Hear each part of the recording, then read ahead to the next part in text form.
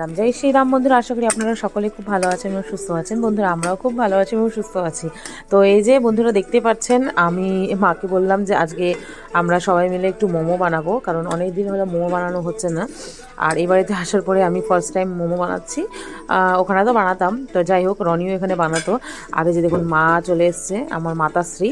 আর মাকে বললাম যে তুমি একটু তাহলে কিমাটা তুমি তাহলে মশলাটা একটু তুমি তাহলে ম্যাশড করো। আর মা তো এই কাজ করতে সত্যি খুব ভালোবাসে, মানে খুব ভালো আর কি। মার হাতের টেস্টি হয় খেতে, মোমোটা খুব জুসি জুসি হয়। আর এখানে প্রভুর গানও শুনছি, ভজন। আর সাথে এখানে মোমো বানানো চলছে, ভেজ মোমো।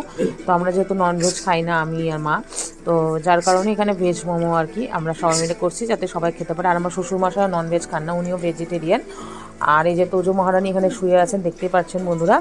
আর এই যে মার এখন বাটার দিয়ে মাখছে। আমরা তো আজিনামাটোর দিই না, কারণ ওটা খাওয়া অ্যাকচুয়ালি স্বাস্থ্যের পক্ষে ভালোও না। তো আমি মাকে বললাম যে থাক, তুমি তাহলে বাটার দিয়েই করো। তো মা এখানে এই যে রেডি করছে, আর যেখানে শাশুড়ি মা বসে আছে আর আমি ওখান থেকে কথা বলছিলাম। আর আমি এখানে দাঁড়িয়ে দাঁড়িয়ে মোমো বেলছিলাম। তো যাই হোক,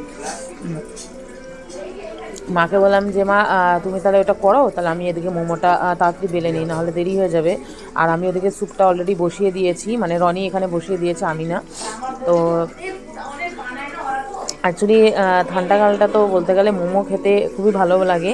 আমার যখন বাবা ছিল তখন আমরা মোমো খুবই খেতাম। তো এখন মোমো খাওয়াটা অনেকটা কমে গেছে, কারণ কেউ আর কি মানে খেতে চায়, কিন্তু ওই হয় না, বাড়িতে আবার বানানো টাইম টেবিলের একটা ব্যাপার থাকে। তো যার কারণে এখন আমি বললাম যে সবাই মিলে একটু মানে বানাই আর কি, খেতেও ভালো লাগবে, টেস্টি হবে। তো যার কারণে আর বাবা তো খুবই খুশি, কারণ বাবাও খুবই মোমো লাভার, খুবই মোমো খেতে ভালোবাসেন। এটা কোথায় ঢুকছো তুমি? কি অবস্থা বুগলু?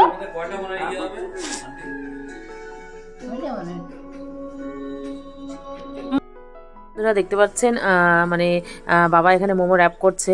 আর আমি তো র্যাপ করিনি মোমো, আমি ওই 4-5টা করেছি, কারণ আমি সব দিকে তাল দেওয়া আমার পক্ষে সম্ভব ছিল না, মানে হচ্ছিল না আর কি। কারণ মোমো তো একজন বা দুজন তো আর বানানো পসিবল হয় না, মোমো মোটামুটি 2-3 জন লাগে। তো মা এখানে এসছে, আমার মা দেখলেনি বন্ধুরা ভিডিওতে। তো মা এখানে অনেকটা কাজ করেছে। আর আমি, বাবা আর রনি দুপুরবেলায় আমরা খাওয়া লাঞ্চের পরে অনেকটা কাজ এগিয়ে রেখেছি মোমো বানানোর জন্য। আর বাবাকে বলছি যে বাবা তুমি মানে আপনি খুব ভালো মতন বানাচ্ছেন, আপনি করেন। বাবা খুবই ভালো মতন করছিলেন, র্যাপ মোটামুটি ভালোই করছিলেন, কারণ ফার্স্ট টাইম তো বাবার একটু তো টাইম লাগবে। তো যাই হোক, ফার্স্ট টাইমও ভালো মতনই করছিলেন। ওই পুয়া হয় না, মানে আপনাদের মানে পুয়া টাইপের হয় না, ওই পিঠা পুলি নাকি কি বলে না, অমন টাইপেরই বাবা র্যাপ করছিলেন।